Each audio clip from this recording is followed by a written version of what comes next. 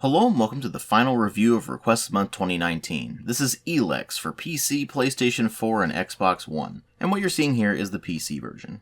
This is an action role-playing game developed by Piranha Bytes and published by THQ Nordic in October of 2017 for PC, PlayStation 4, and Xbox One, and it went on to have a bit of a mixed reception overall. Now, admittedly, that is a bit par for the course for most Piranha Bytes games. They have major issues in some ways, but they tend to make up for it in other ways, with their main claims to fame being their quest design with regards to player agency, as well as the world design and being extremely detailed with it. Now, of course, we'll certainly bring that up later on in the review, but before I actually get things started proper here, I want to bring up a couple of things to give you some background before we go into this. The first thing is to give you a bit of background with my experience with Piranha Bytes games thus far. I started playing the series with Gothic 2 and 3, went back and played Gothic 1, and have since played every single game that Piranha Bytes has produced. And of their games, I have enjoyed the living hell out of Gothic 1 through 3, even though 1 has some of the worst controls I have ever seen in a video game, and 2 and 3 have their own problems as well. And I enjoyed the living hell out of Risen 1 as well, even though it also has its problems. But then Risen 2 happened, and it was painfully mediocre at best. And then Risen 3 happened, and it was so boring that I couldn't even bring myself to finish it.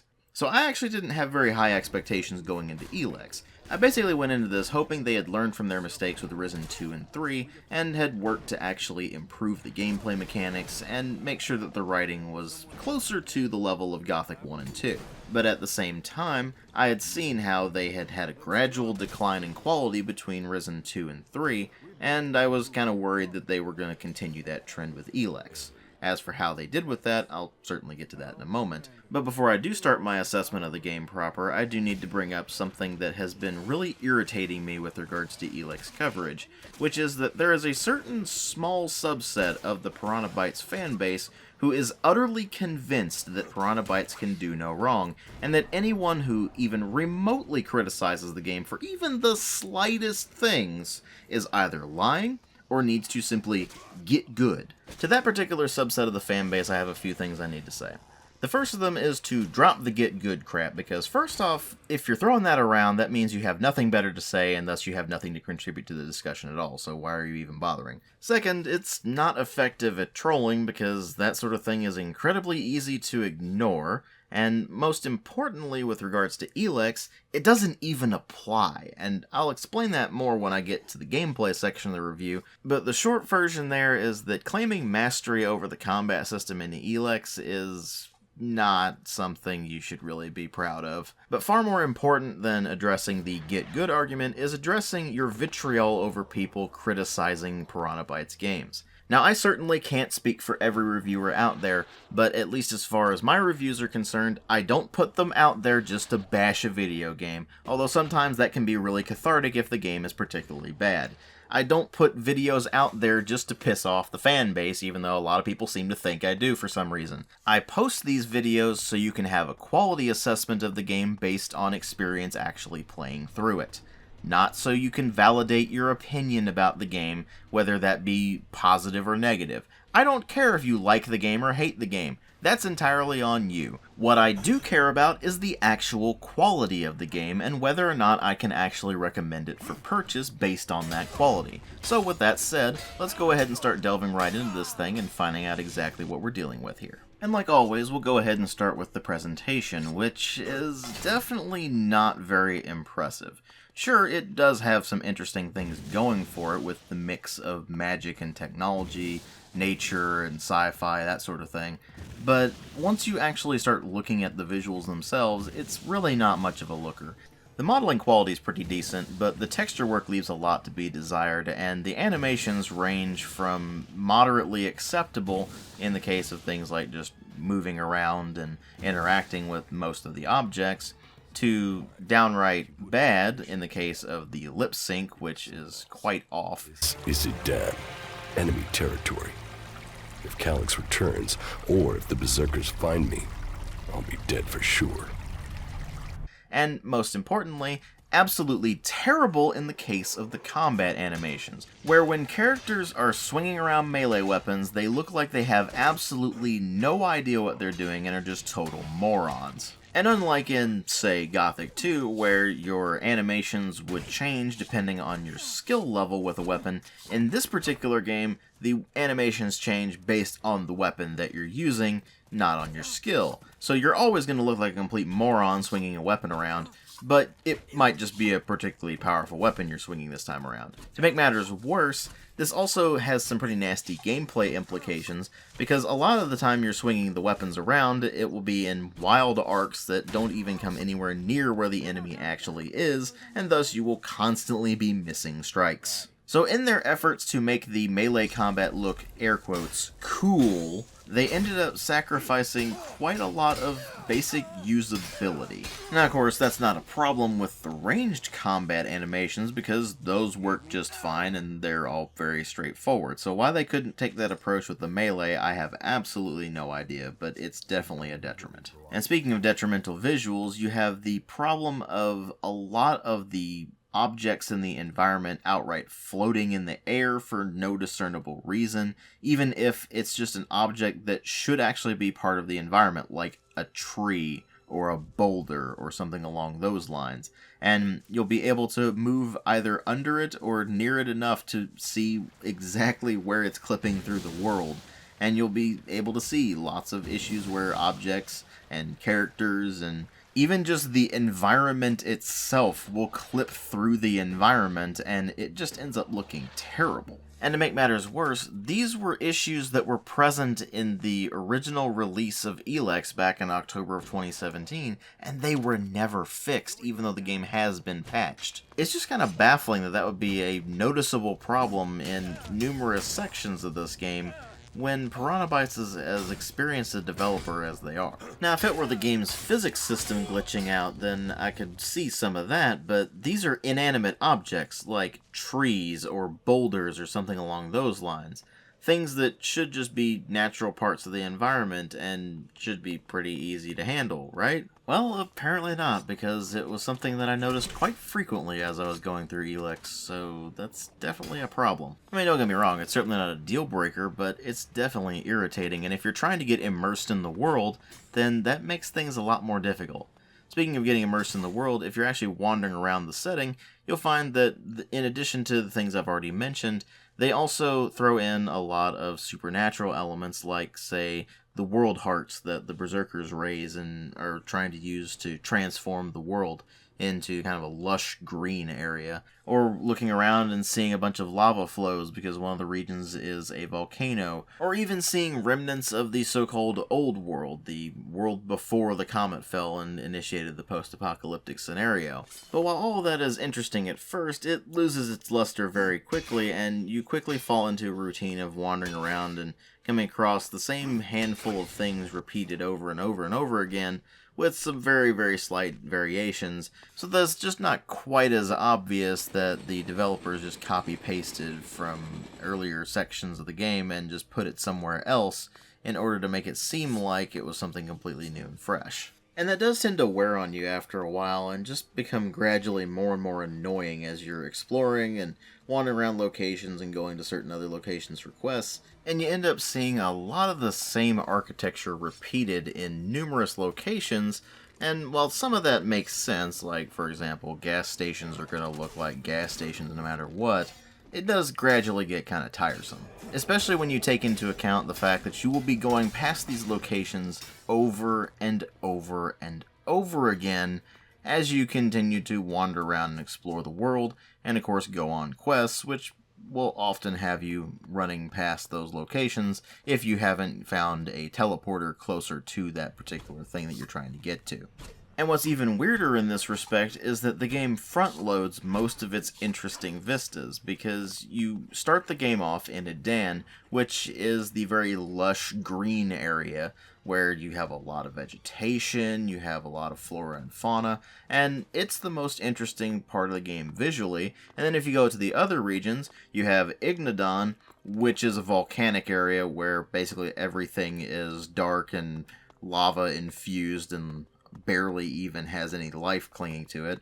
You have Tavar, which is a desert, and then you have Zakor, which is a frozen wasteland. And there's very little variation when you actually get to those particular areas, so those feel really dull by comparison, and that just ends up making exploring those regions considerably less interesting as a result. So the visuals definitely have some issues, and while it's certainly not the worst looking game out there, it's definitely looking pretty dated by modern standards, even when this game released in 2017. And as I've said before, it really looks like a game that could have come out in 2008 and been relatively new looking at the time. But even if this game had released in 2008 and the visuals had been relatively modern for that time, it still would have some very serious visual issues that would need to be addressed. And it would also still have issues in the sound department that need to be addressed, because regardless of when this game released, the sound design is just not particularly good. The best I can really say about the sound effects themselves is that they're functional, but even then, they're just not good. Weapons and explosions just have barely any impact behind them, if any at all. And those, when combined with the combat animations and the general lack of feedback you get during the combat itself, which is something I'll address more when I get to the gameplay part of this, ultimately contributes to a combat system that's just not satisfying to use. And then you move over into other aspects of the sound design and things don't really improve. The music isn't necessarily bad, but it's definitely completely forgettable, and while it does try to infuse some electronic aspects with the more fantasy vibe, it just doesn't end up working out very well, and like I said, the soundtrack just ends up being completely forgettable as a result. It just ends up fading into the background, and a lot of the time you don't even notice it's there. Then there's the voice acting, which is just plain bad. Now, that's pretty par for the course with Piranha Bytes games, but in this particular game you have a really nasty combination of bad voice acting with little to no emotion on display,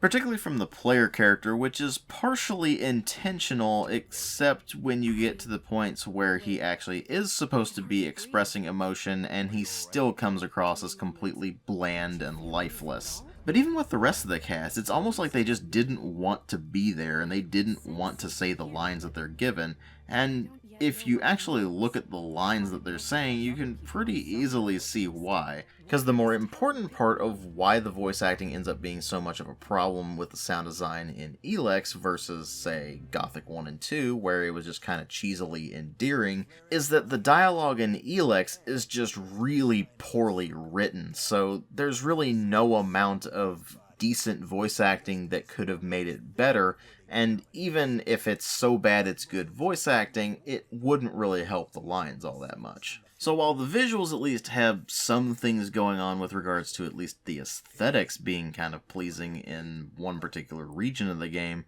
the rest of the presentation just ends up being all over the place, with the sound design having the most consistent issues. And while I certainly wasn't expecting, say, AAA visuals with extreme fidelity here, the game still ultimately looks about a decade older than it actually is, and it sounds awful in a lot of ways. So at the very least, it doesn't make a very good first impression. But regardless of how messy the presentation can be, what really matters here are the story and the gameplay. And the story in this takes place on the planet of Magalan, where a comet crashed into the planet sometime in the past and basically wiped out most of the life on the planet. And what life did survive on Magalan managed to find itself in a completely changed and mostly destroyed world, with the remnants of the old world societies dotting the landscape in the form of lifeless ruins.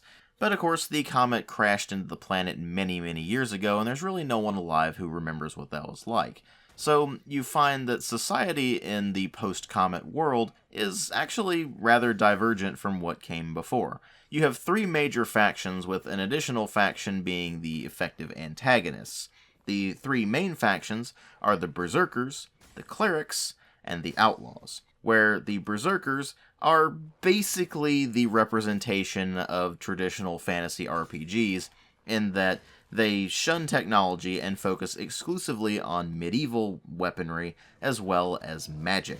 And they wholeheartedly believe that Magalan's salvation lies in the use of their world hearts, which are magical organic things, for lack of a better term, that they plant in certain locations and which bring life to the surrounding area. Lots of vegetation, and of course they also attract various creatures, whether those be relatively innocuous ones or outright large, dangerous monsters. And even though the Berserkers absolutely shun technology and believe that it is both a crime against nature and the ultimate source of mankind's downfall, they actually have more in common with the more technologically based faction, the Clerics, than they really want to admit. Namely, in the fact that their source of power actually comes from Elex, which is a mineral that was brought to the planet by the comet, and which has since completely changed the way that technology works, as well as the landscape itself in many ways. It's resulted in complete changes in geography and climate, as well as the massive mutations that you'll see on numerous creatures throughout the world. The main difference between the way these two factions use Elex is that the Clerics actually use it to power their devices, their robots, their weapons, etc., whereas the Berserkers refine it into a much less volatile substance known as mana, and they use that in order to give themselves magical abilities, and of course try to heal the planet through the use of world hearts and such. Clerics, on the other hand, use Elex in its raw form to power their machines, whether those be weapons, robots, whatever the case may be, and they focus heavily on a technological side, believing in a so-called technological god known as Kalan, which they believe gifted mankind with technology, and which encourages humanity to improve through the use of science. And to that end, they are the most technologically advanced faction available to the player, with the use of laser and plasma weapons, combat robots, highly advanced technological armor, and even the use of psionic abilities, including the idea of being able to brainwash people through the use of something called suggestion. Because obviously it's not even the slightest bit unnerving that not only is the most technologically advanced faction a bunch of religious fanatics, but they can also brainwash people with their minds. In fact, just about the only reasons that the faction itself are appealing are the fact that, of course, it is very technologically advanced, which means you get to play around with a bunch of lasers and such like that, but also that they're at least going up against the Albs, which are the main antagonists of the game.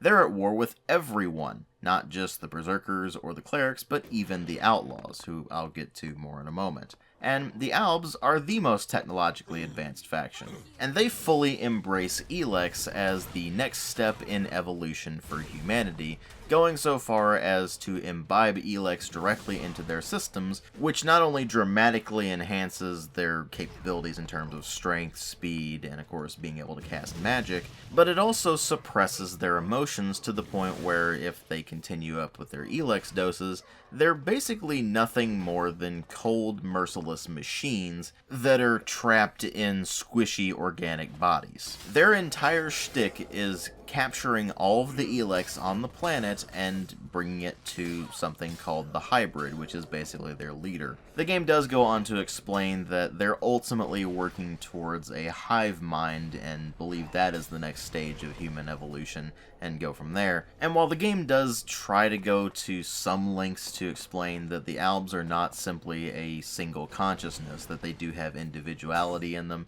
and that there are inefficiencies built in because they are still human, even with the use of Elex to try to make themselves better than human, they are still afflicted by absolute hubris, and do have some fairly rigid societal structures that prove rather problematic for them in the long run. They unfortunately just end up becoming extremely one-note bad guys, so to speak, where it's nearly impossible the entire game to see them as anything other than just incredibly annoying assholes who seem to think that they deserve to rule the world, and it really doesn't go very far beyond that. It does eventually manage to throw in some of that when you finally get to the end of the game, but that's only when the hybrid itself is revealed and the actual plans of the hybrid are revealed, and at that point you're still getting the mwahahaha I am villain vibe from him, so it just doesn't end up working out all that well. But you know what? It could be worse. It could be the Outlaws faction, which takes up its residence in the desert region of the game, and you can probably guess just from the name that they are, of course, Mad Max wannabes. Their buildings are ramshackle and made out of just whatever random crap they can find. They have a survival of the fittest sort of society, where everybody just kind of is brutal to everyone else for no other reason than, hey, look at me, I'm a badass. Their main faction ability is chems, aka drugs. They use guns and just scrap metal weaponry and such like that. They have such wonderfully imaginative names as the Duke and Nasty, and they generally just behave like opportunistic assholes to everyone they meet. And they are easily the laziest designed faction in the game, and that ultimately results in them being the most bland and uninteresting faction in the game. But anyway, I digress a bit. Each of the factions has its own area of operations. As I said, the Berserkers make their home in Edan, which is this lush, vegetated area. The Clerics make their home in Ignadon, which is this basically volcanic wasteland. The Albs make their home in Zakor, which is a frozen wasteland. And then the Outlaws make their home in Tavar, which is just a desert. And while I'm sure that Piranha Bytes thought they were being really clever with the way the factions are balanced out, to where the Clerics have all the technology, the Berserkers have all the magic, and the Outlaws have guns and chemicals, and that's really it, they ultimately end up actually making the world have almost no cohesion to it whatsoever. I mean, sure, there are some well-designed areas. Some of the settlements are really well thought out, and they actually make sense. For example, the Domed City, which is technically ruled by the Clerics, but it's much more of a neutral ground for everybody who doesn't really fit in with any of the individual factions, and the Clerics just kind of oversee the whole thing and make sure that everybody is keeping the peace.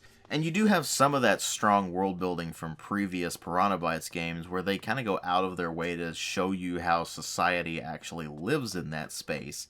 And that's all very well appreciated. But unfortunately, the way they've actually set the game up, where two factions are hyper-advanced technology that is all super sci-fi, one faction is basically just Mad Max ripoffs, and the other faction is clearly an attempt to kind of ease the player in if they're familiar with, for example, Gothic or Risen, where you're expecting sword and sorcery. It all ultimately contributes to the setting really just being a bad mashup fanfiction.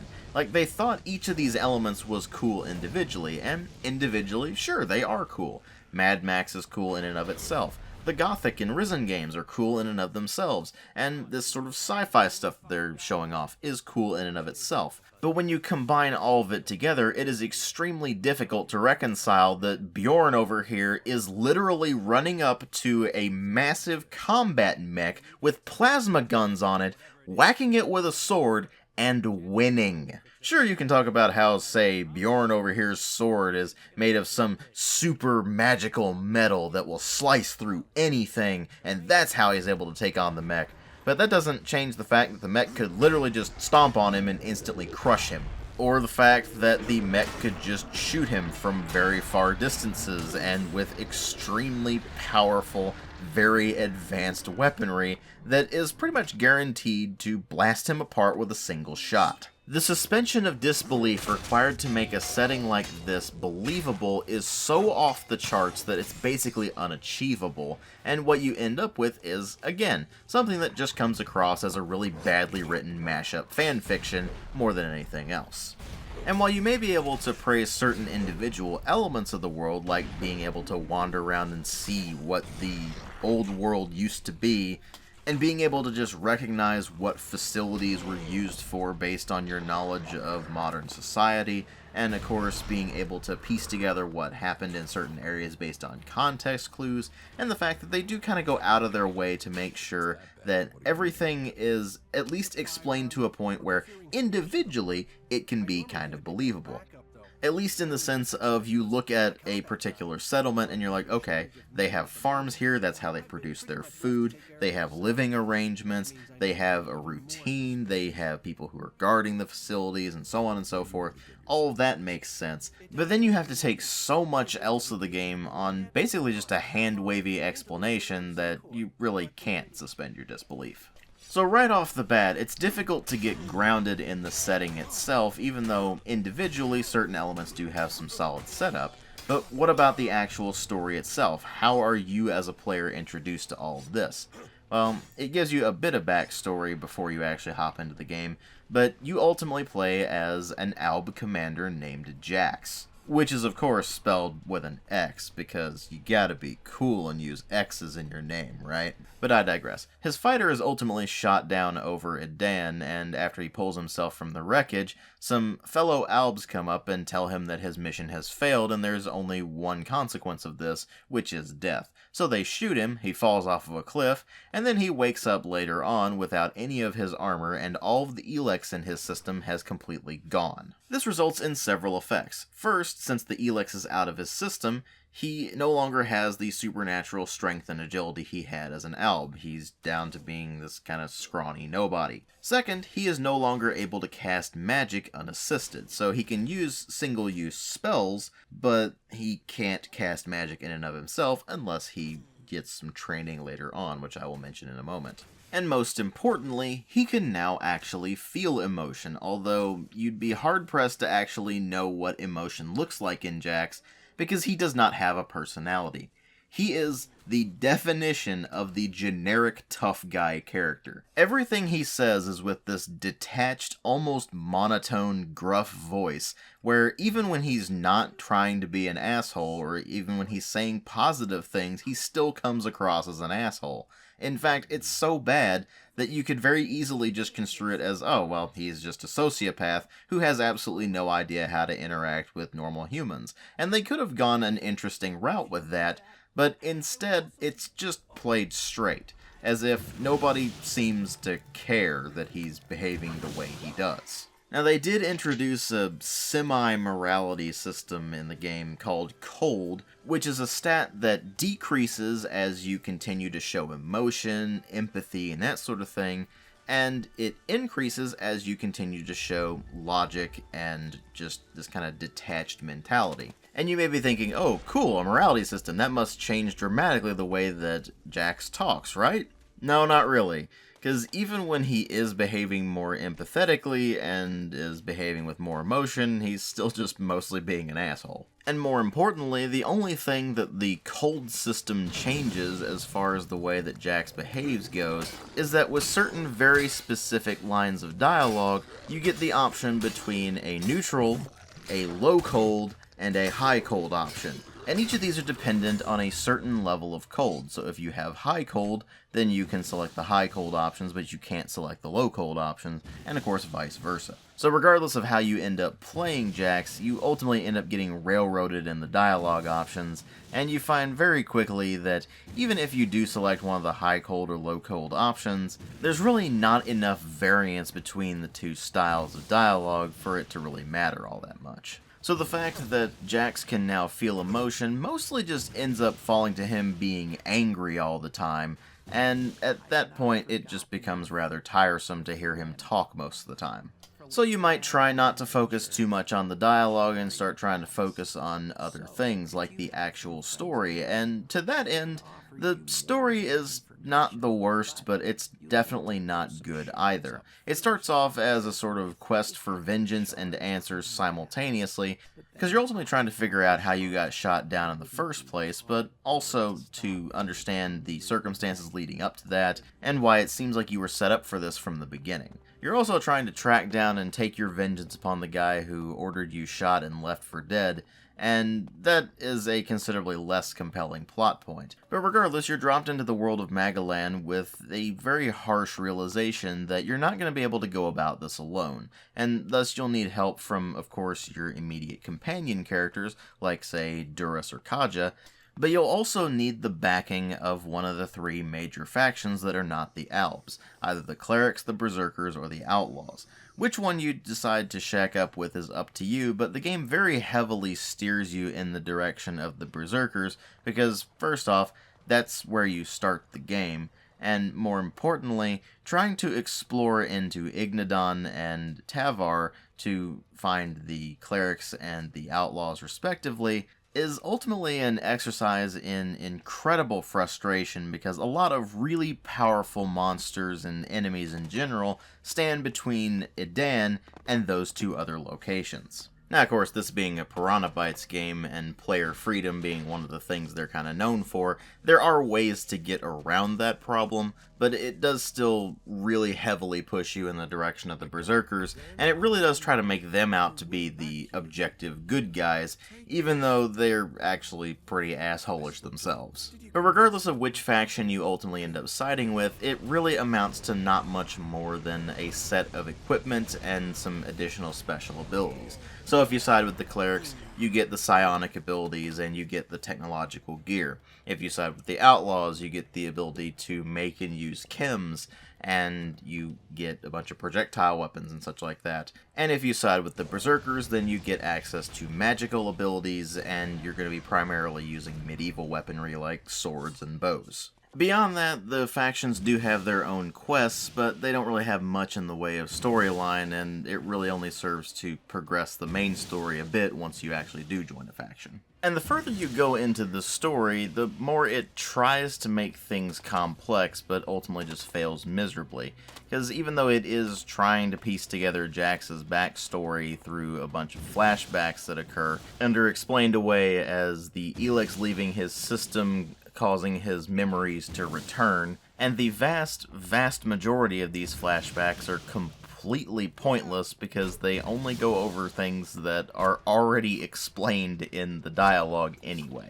And even when you're going through what's happening in the present, it's all very amateurish writing at absolute best, and it just comes across as an amalgam of various elements that were lifted from other games, and frankly, the other games did them better. I mean, to give you a prime example of this, I do have to spoil the ending of the story for you, so if you do care about spoilers and you don't want the game spoiled for you, skip ahead to the time I'm showing on the screen right now so you can avoid the spoilers, but now that you've been adequately warned, when you actually finally get to the hybrid himself and you engage in that final confrontation with the final boss fight, you have basically two options for how to proceed with the ending. Either you can side with the hybrid, or if you have really high cold, then you can take the hybrid's place, or you can basically feed the hybrid mana and it redeems him, or something like that. But regardless of which ending you choose, he tells you before everything begins that the reason he created the Alb faction and the reason that they are so hell-bent on getting to the next phase of human evolution is that the comet carrying Elex was sent to Magalan by a group of aliens who are ultimately wanting to basically terraform the world into their own purposes, and they're on their way, so you have to prepare for the arrival. And all I really have to say about that is Mass Effect did that and did it much better. And the 3 Mass Effect games that covered that arc were released in 2007, 2010, and 2012 respectively. But let's be fair here, that, oh, I was doing this for the greater good because there's a bigger, badder enemy that's on the horizon that we need to prepare for, is a really not all that uncommon trope in a lot of different media. It's just that in a gaming context, Mass Effect is the first one that comes to mind because that's what that entire series is about, and it does that reasonably well. And keep in mind, it's done a lot better in Mass Effect in no small part because of the fact that that is introduced at the beginning of the first Mass Effect game, and it's expanded upon as you continue throughout the rest of the trilogy. And then if you go over to Elex, they literally just drop it on you in the last 10 or so minutes of the game, basically just to have blatant sequel bait. And since they did confirm that Elex 2 is in development, obviously they're gonna get their sequel, and I'm sure the Elex fans are overjoyed at this fact. But is this a story that really needed to be continued? Because there's really not an original bone in Elex's body. Everything in it has either been taken from other video games, in some cases even from other Piranha Bytes games. I mean, the basic structure is entirely just Piranha Bytes, all the way from Gothic 1, and even the factions to some degree are basically just copy-pastes from previous Gothic games. So for example, the clerics are basically the fire mages, the berserkers are basically the paladins, and the outlaws are basically the mercenaries. The flavoring might be slightly different, but it is the same formula repeated all over again.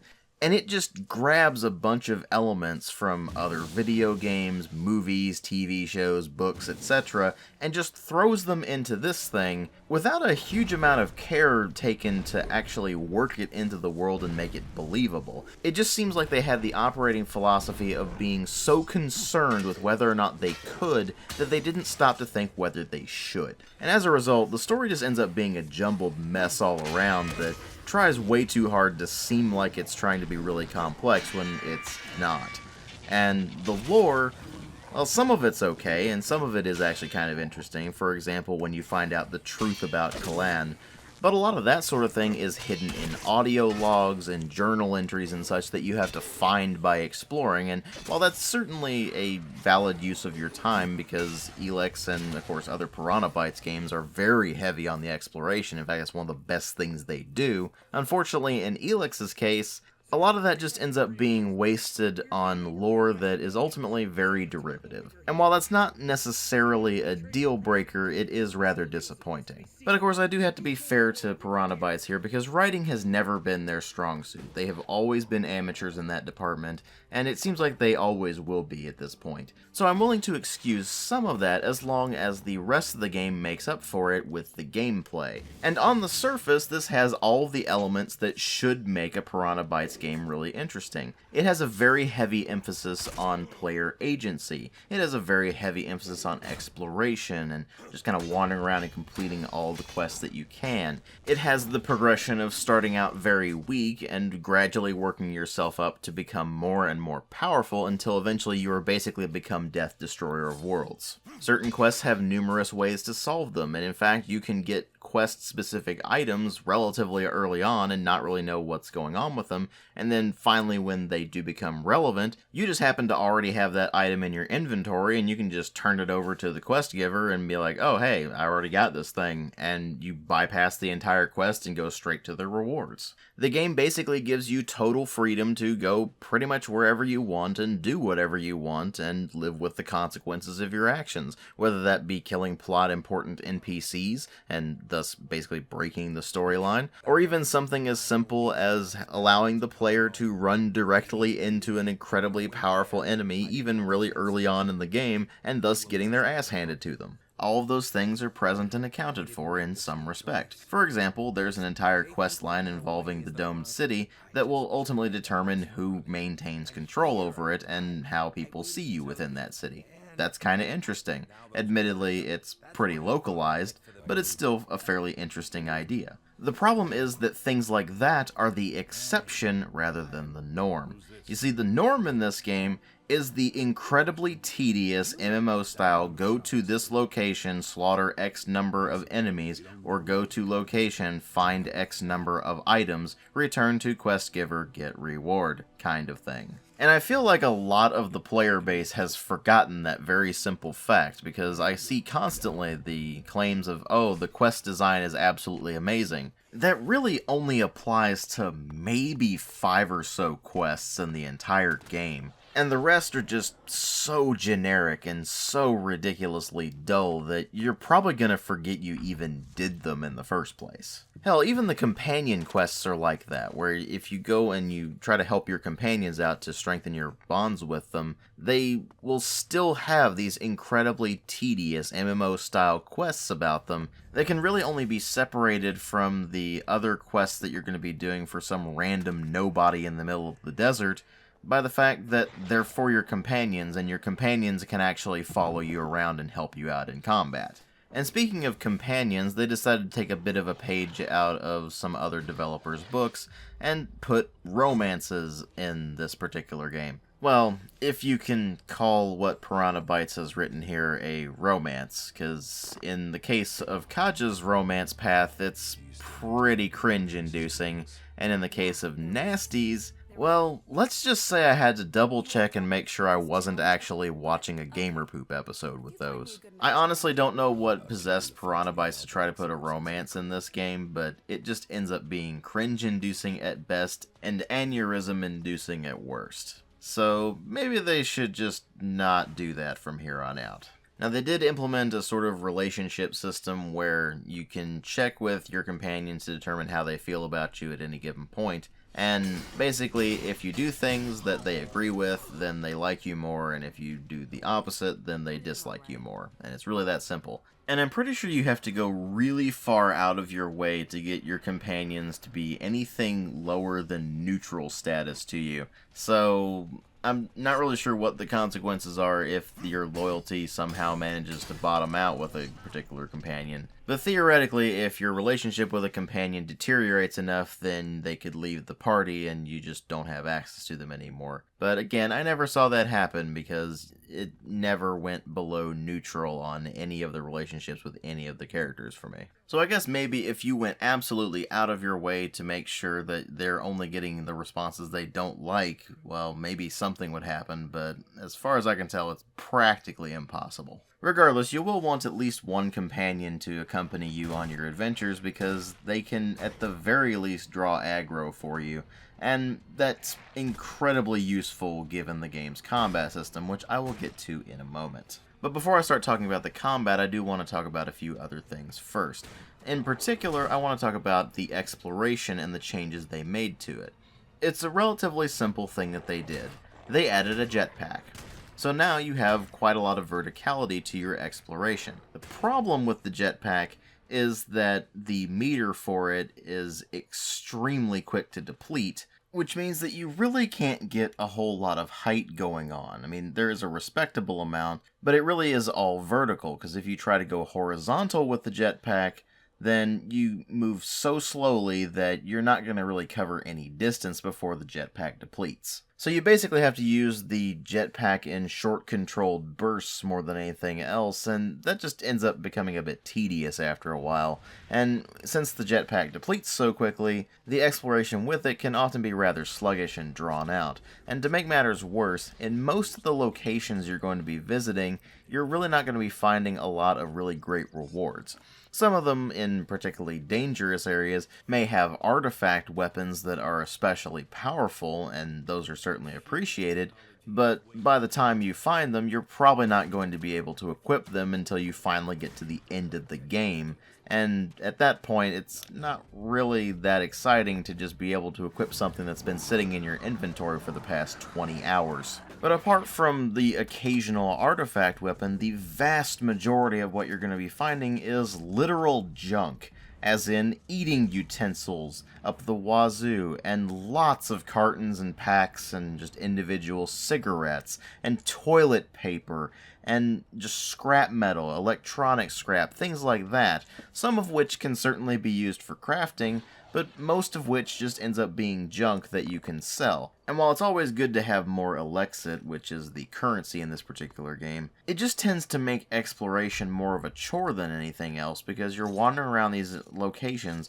with particularly powerful enemies in them, and you're not really getting very adequately rewarded for it. At least it doesn't feel that way. And like in previous Piranha Bytes games, if you want better armor, you have to join a faction and rank up within that faction in order to get access to the newer armors that are better, and you also have to pay a pretty exorbitant amount of Elexit in order to be able to get the individual armor pieces. And in this particular game, you have torso armor, leg armor, and head armor. So you need at least 3 pieces of armor before you can wear the full set and get the maximum protection benefit from it. And while I do understand the logic behind gating that content behind the sort of grind wall, so to speak, of the faction quests, it still means that, like in the other Piranha Bytes games, you're wearing really, really weak armor up until you get to that point, because the armor itself is very expensive when you do buy it,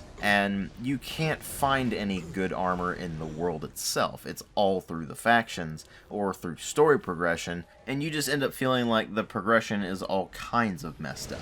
So not only is the progression messed up because of the fact that you can basically go anywhere you want and do whatever you want and find ridiculously powerful equipment early on that you admittedly can't equip, but it's also problematic because the actual progression system in terms of leveling and attribute points and such like that is a complete disaster.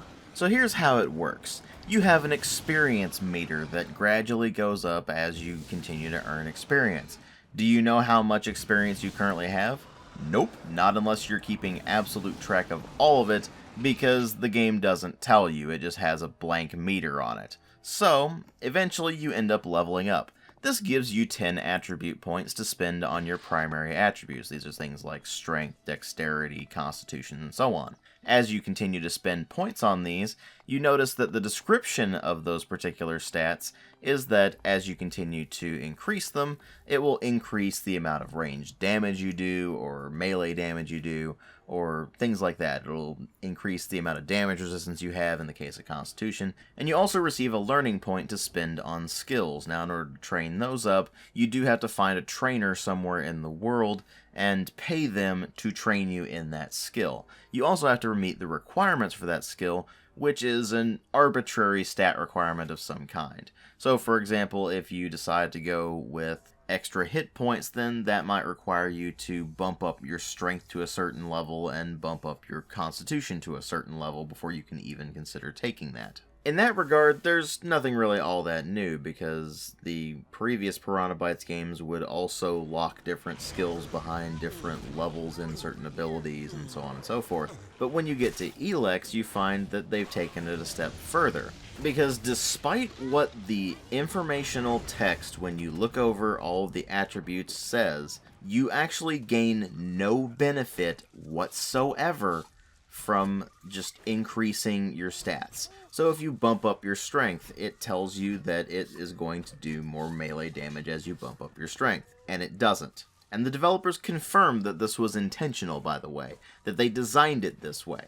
So it is intentionally designed for the stats to do literally nothing but block off certain content. You can't equip certain weapons or armor, and you can't learn certain skills if your attributes have not hit that particular threshold. And that is literally the only thing that attributes actually do in the game, even though the character information screen explicitly tells you that higher values in a particular stat increase certain secondary attributes, like extra melee damage or extra range damage, and so on and so forth. That is downright insulting.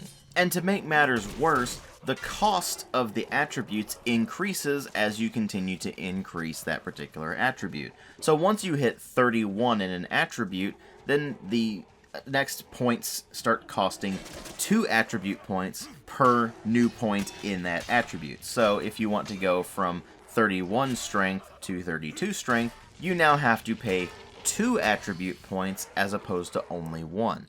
When you hit 61 in a given attribute, now they cost 5 per individual point in that attribute. So if you go from 61 strength to 62 strength, that costs you 5 attribute points. I would like to remind you that you get 10 of these per level up, and by the time you hit the point where you do have 60 or so in an attribute, it takes forever to level up. At this point, I'm sure that the Elex fans will be sitting there going, "Oh, but DW, you're supposed to be drinking Elex potions to increase your skill points and your attribute points and your experience points as you play the game." Guess what? I did exactly that. It still took forever to level up. And as an added bonus, if you continue to take Elex potions gradually, your cold increases. So if you want to stay moral, then you can't just chug them, although I certainly was chugging them at numerous points in the game, and didn't even notice the cold meter changing. Because, like with the experience bar, the cold does not actually give you any exact figures, it just gives you a very general category name. So, for example, neutral or intuitive or something along those lines. And that sort of thing is just absolutely useless. It tells you really nothing about how much of that stat you actually have. And it's just utterly baffling that they would introduce problems with the user interface that weren't a problem in previous Piranha Bytes games. Previous Piranha Bytes games told you exactly how much experience you had and how much you required on the next level up. They told you what your bonuses to damage and such, if any, were.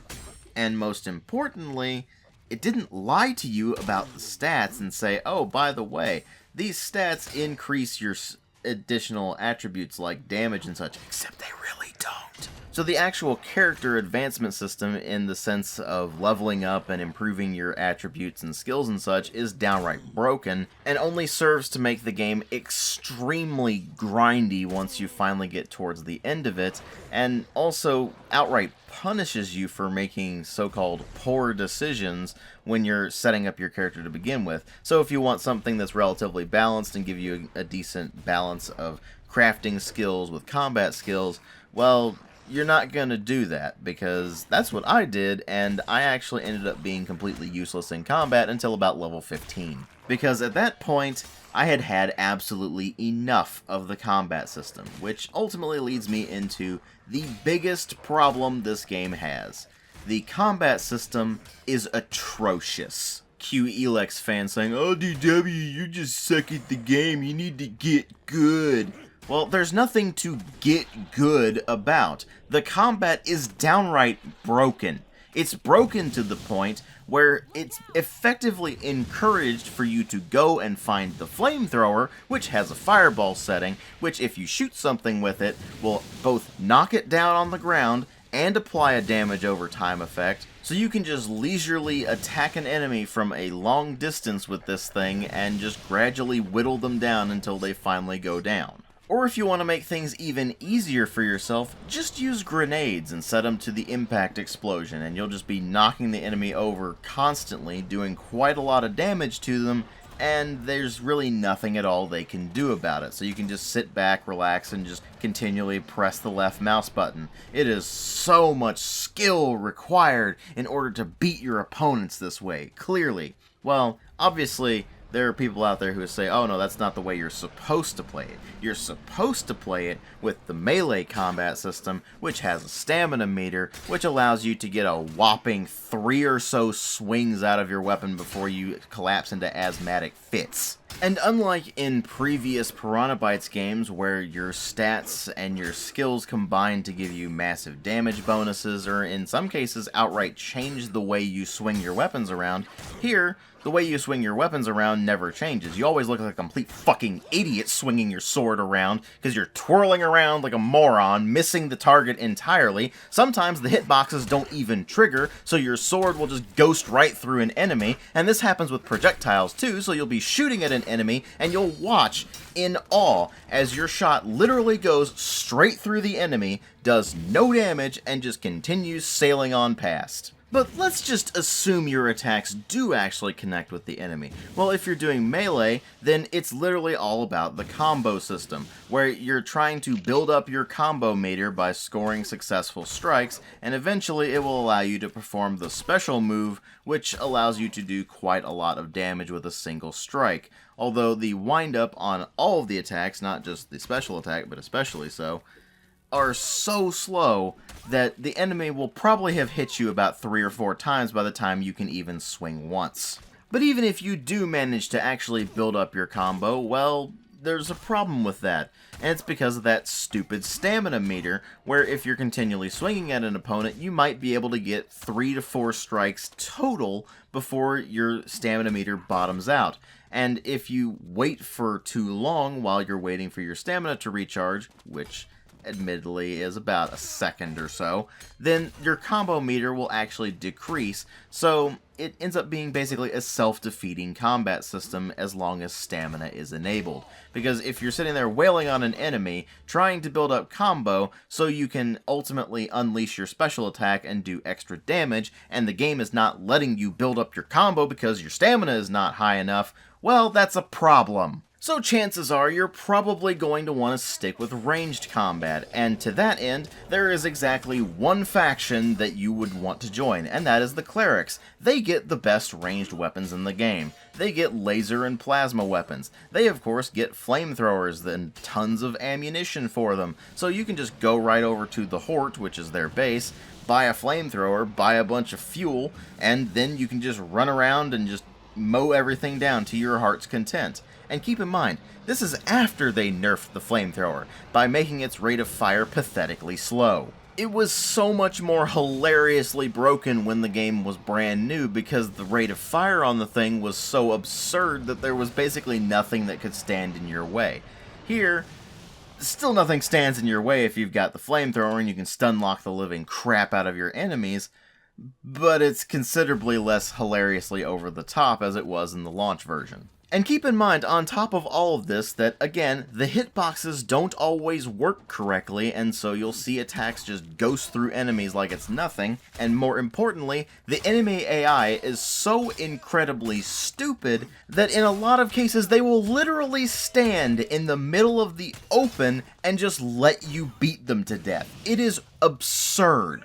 And there are people out there who have the nerve to say that this system requires skill. It sounds like the clerics got to you with their suggestors or something, because that is just so incredibly bonkers that it boggles the mind. Quite literally, the only thing the combat system requires in this game is patience. And my patience with this broken-ass combat system wore out around the 8 or so hour mark, so when I finally went back and tried to finish this game up, I realized that they had put in variable difficulty. You can go into the options menu and select different aspects of the difficulty. So I cranked everything up to the maximum difficulty except for stamina. I turned stamina off. Guess what happened? The combat system was slightly better, because at least now I can build up combos. Not that it matters all that much, because by the time I had actually started messing with those particular difficulty options, I had already gotten access to the flamethrower and a crap ton of hand grenades, so I didn't even have to worry about any of the enemies I was fighting to begin with. The only net result there was that I basically freed up the combat system to show what it's really all about, which is just stun locking enemies to death. And by that point, I had just gotten so tired of the combat system and how it's constantly forced on the player and how it constantly screws the player over with complete BS like enemies not having stamina meters. Because even though the human enemies have stamina meters, monsters don't, so they can just continually attack you until the end of friggin' time. And even if you somehow manage to get past all that, and you, say, disable the stamina meter for the attacking and decide, oh hey, I'm going to focus on the combos, you find out very quickly that it's literally just the same system that was in Risen 2 and 3, but done worse. And so much more inconsistent with the hitboxes and hit registration that it just makes the melee not even worth bothering with. And since the hit registration problems happen in the ranged combat too, it makes the ranged combat much more irritating than it really should be. So as far as combat goes in Elex, it's like in war games. The only winning move is not to play. So you either just run away from everything, or you cheese the living crap out of the combat just to make it go by more quickly. Because that's the problem with the combat in this. It ultimately, once you discover what it's really about, is insanely boring. And even if you re-enable the stamina meter, all that really does is inconvenience you. And since combat makes up a huge chunk of the game, it just becomes an exercise in futility. You're just constantly going from point A to point B, slaughtering basically everything in your path by either cheesing the crap out of it with stun locks from melee, or stun locks from the flamethrower, or just raw damage output, because that's the only real way you can do damage to enemies, is if you either have a really high raw damage output with physical weapons, or you have a lot of weapons that apply elemental status effects, because I found that out very quickly as well. If your weapon doesn't apply elemental status effects, you may as well be swinging a wiffle bat at enemies. So the combat system is a complete bust, and that really only leaves a handful of other mechanics, which I can go over pretty quickly. There's a crafting and cooking system that's almost identical to Risen 2 and 3, with the exception that they add in a bunch of sci-fi equipment and chems for you to manufacture, and that's really it. Then, of course, there's the lockpicking system, which is the same exact version from the Risen series, where it's just a series of tumblers and you have to move the lockpick laterally and just get the right combination in the right order in order to unlock the particular thing that you're trying to unlock. It's an incredibly simplistic mechanic.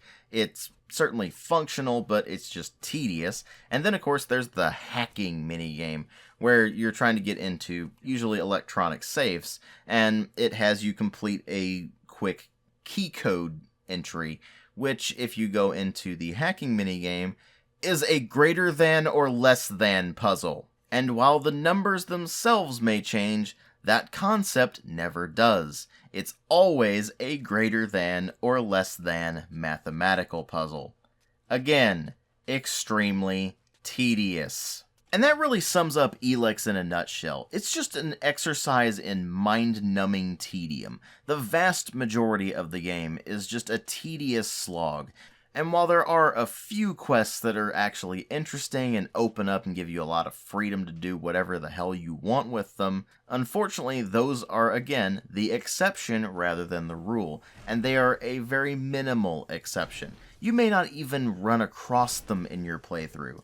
That is how minimal a lot of those quests are, and it just becomes a massive missed opportunity there. They could have capitalized on what made Gothic 1 and 2 so great, and even to some degree Risen, but that's not what they did. Instead, they continued their downward spiral since Risen 2, where their games have seemingly gotten worse and worse and worse with each new release, and Elex is really no exception. Even well over a year after its release, there are bugs and glitches that were in there on launch day and still have not been fixed. It is still a broken game from top to bottom, and I don't think it's ever going to be fixed. Because it is painfully obvious at this point that Piranha Bytes has not learned from their mistakes. If anything, they're making the same ones all over again, and now they're making all new ones that are considerably worse. And it's just downright depressing seeing them go from something like Gothic 2 all the way down to this pile of garbage.